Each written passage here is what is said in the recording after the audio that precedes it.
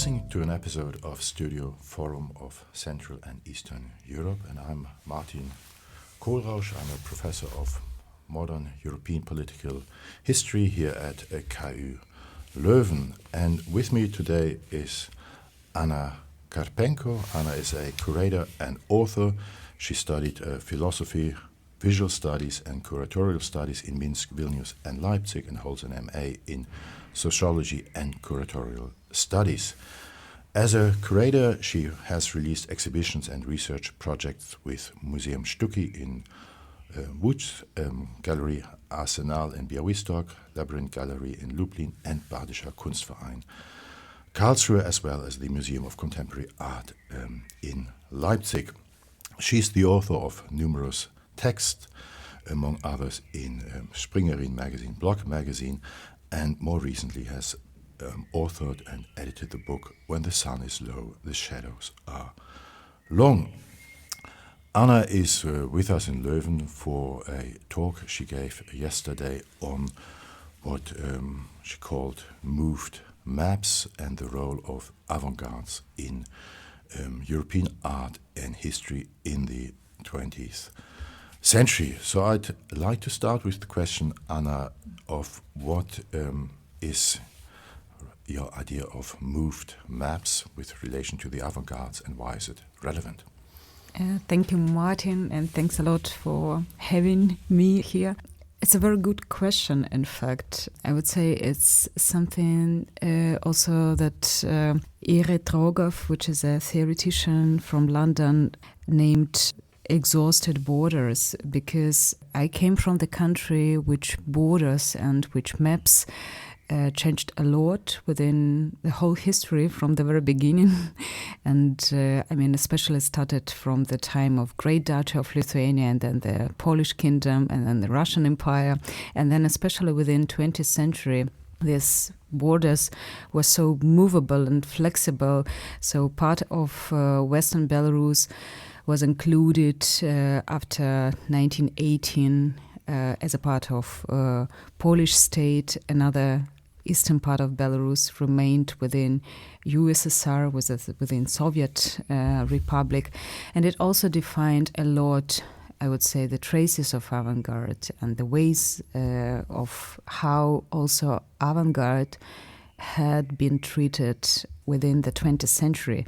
Because it's not also frequent that Belarusian researchers or the Belarusian topic concerning avant-garde appeared often in the academic discourse or international exhibitions dedicated to avant-garde. So in spite of the fact that this movement actually started in Vitebsk, which was a kind of provincial city in the north of Russian Empire, and UNAVIS was established in 1919 in Vitebsk.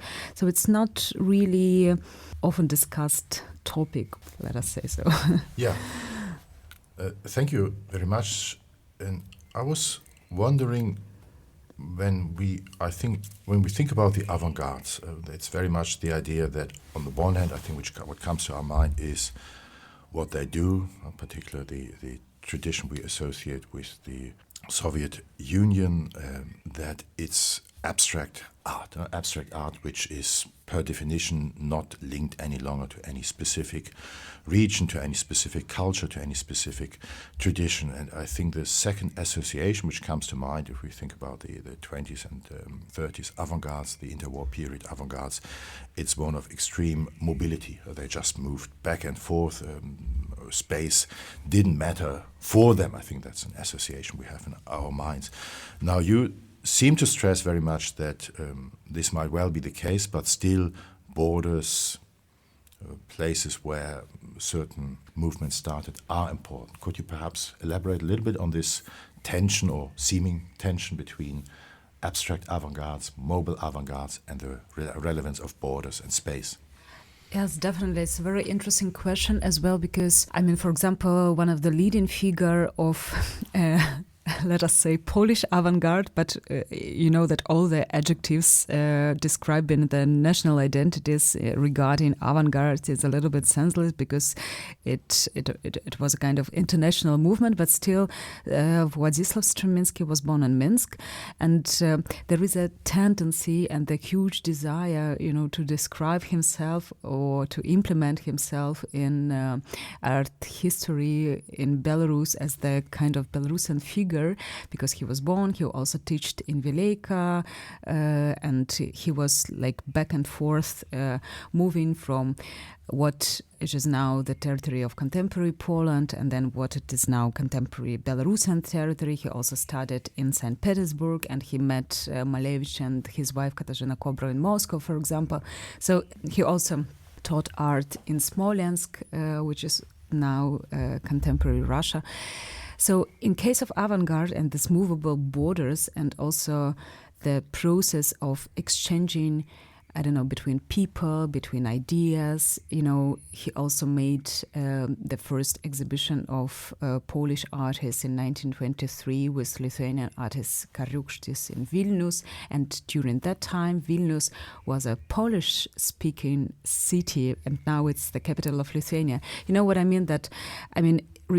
In the case of avant-garde movement of 20s and 30s, it's really complicated to mark any national traces of that, which doesn't mean that there is no problem with this issue, because there is also a tendency from, and here I mean, first of all, Russian historiography, to appropriate any artist who was a part of this movement and who was somehow connected with Moscow, but everybody was somehow connected with Moscow during that time, to appropriate them and to mark and to describe them as Russian artists.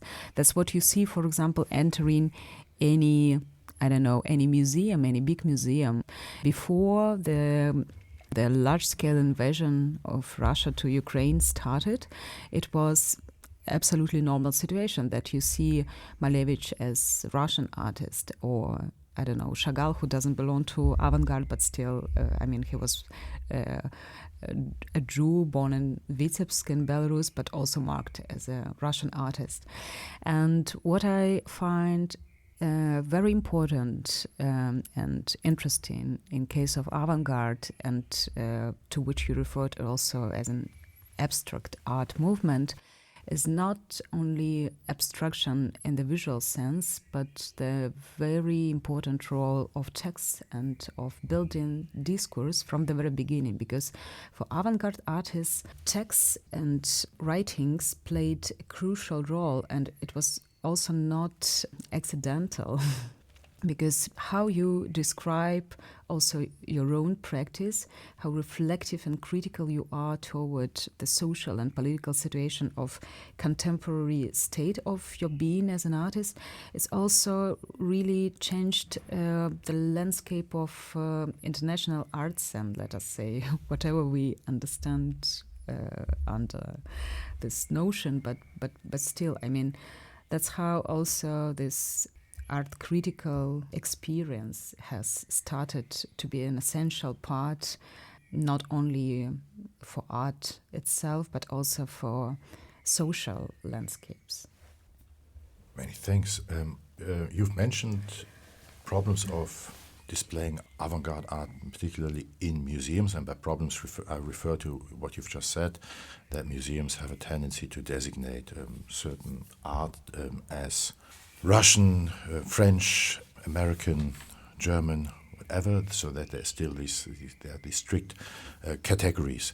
Is this something you also encounter in your own curatorial practice? And if so, what would be your solution? Would it be a solution to just say, this is art, we don't mention this? Or if these denominators, these categories are used, how should they be used? And why is it important also? Yeah, I see. 2 years ago, I was invited by Arsenal Gallery in Bialystok, and then by the Museum of Contemporary Art in Leipzig to do a big exhibition, a collective show of Belarusian artists. And it was quite interesting situation and experience because while I were in Belarus, I in fact had never had an opportunity to make any big show. And it's also interesting that you couldn't really present the art of your country within your country, and it was connected also with the financial troubles, but also with some ideological, for sure, problems, because I mean you were definitely not allowed to talk about some topic in Vitebsk when the authorities, let us say, or the governmental institutions finished the reconstruction of the building where now the Museum of Unovis is located. They rename the street from Pravdy 5, so it's like Truth 5, Pravdy 5, into the street of Mark Chagall. So they would like to distance as much as possible also from Unovis and from the name of Malevich, because it's a kind of very critical and dangerous, not reliable figure in comparison with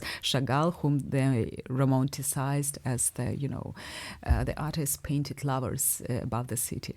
So when I was invited to make this exhibition, the big issue came into my mind, because I was asked to make the exhibition of Belarusian artists, and I started to ask myself, so who could I mark as a Belarusian artist, because I have already worked with Stravinsky, and I was a fellow in Museum Sztuki in Lodz, and it was also kind of important for me to come back a little bit his name into Belarusian art discourse, because I should say that there are no any art pieces of Stravinsky in Minsk, and there are really no archives, nothing. So some of documents are still in St. Petersburg and Moscow, but all the heritage of Stravinsky is for sure in Poland.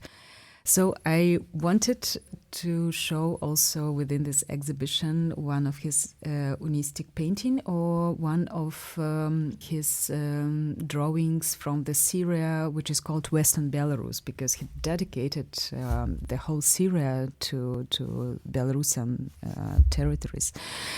But I didn't manage it. I didn't manage to do that because the loan from Museum Sztuki in Lodz was extremely expensive, and also it was not the case, I think, for Museum Sztuki really to allow me to do that. It was also the case. And then I decided to show a book of Stravinsky, because from my point of view, it's also not less important what he was writing, and I think that the book itself, and it was his theory of seeing.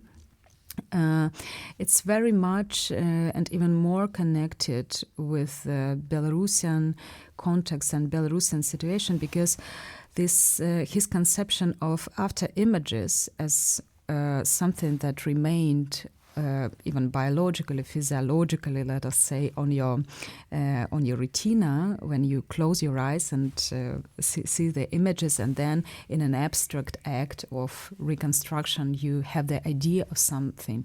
It's very much about Belarusian situation, because during all the wars and during all shiftings of the borders, especially within 20th century, at the very end you have the country of emptiness. Belarusian philosopher Igor Babkov called it the kingdom of ruins. So we are really on the ruins, because we couldn't even refer or see many, cultural heritage monuments or castles or something. I mean, some of them remains, but everything which was an essential part of our history, like its Great Duchy Lithuanian part or Rzeczpospolita part, it was completely gone.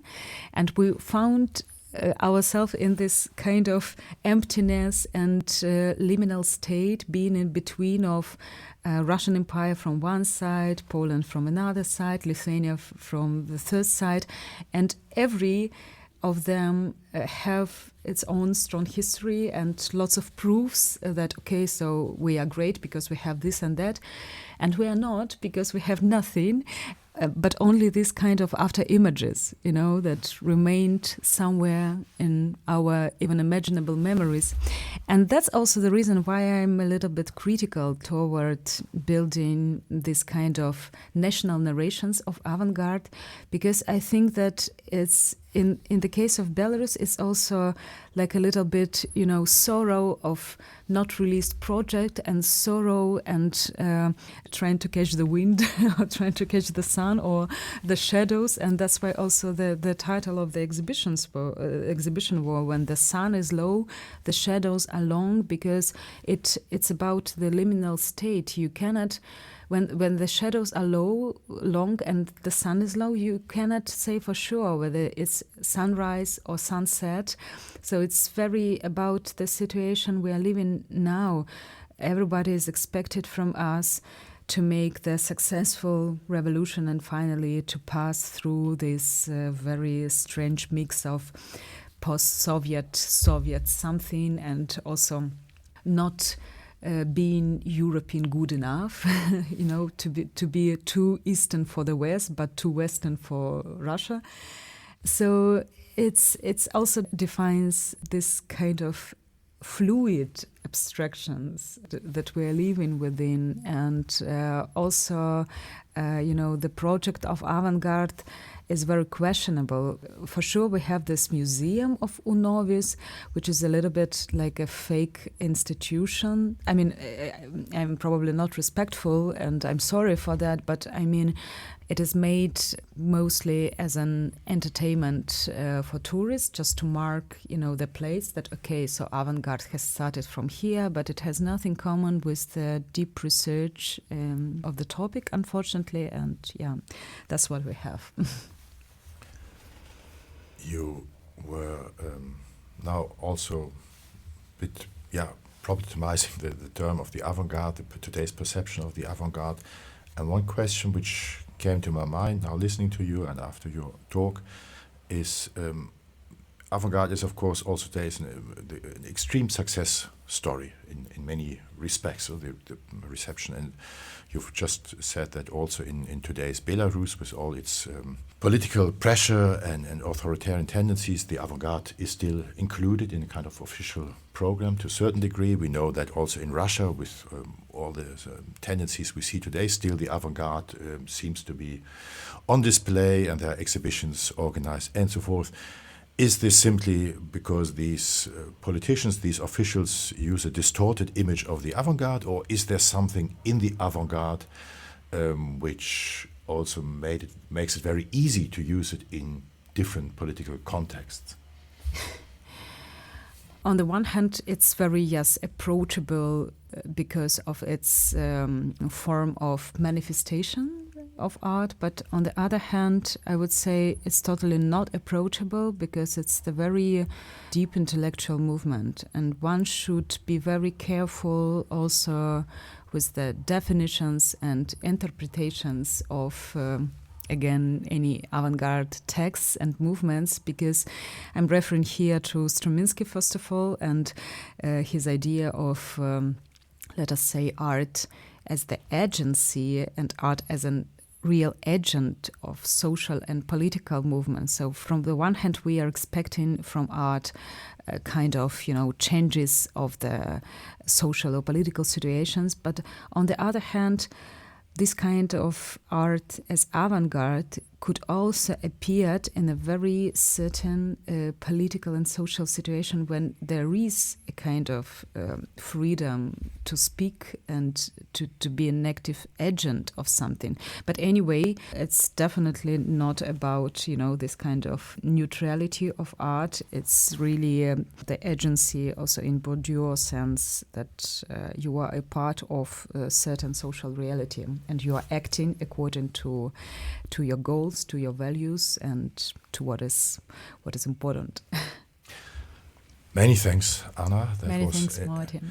Extremely insightful full, and many thanks for being with us here in Leuven, and all the best for future exhibitions and other projects. Thanks again. Thanks a lot.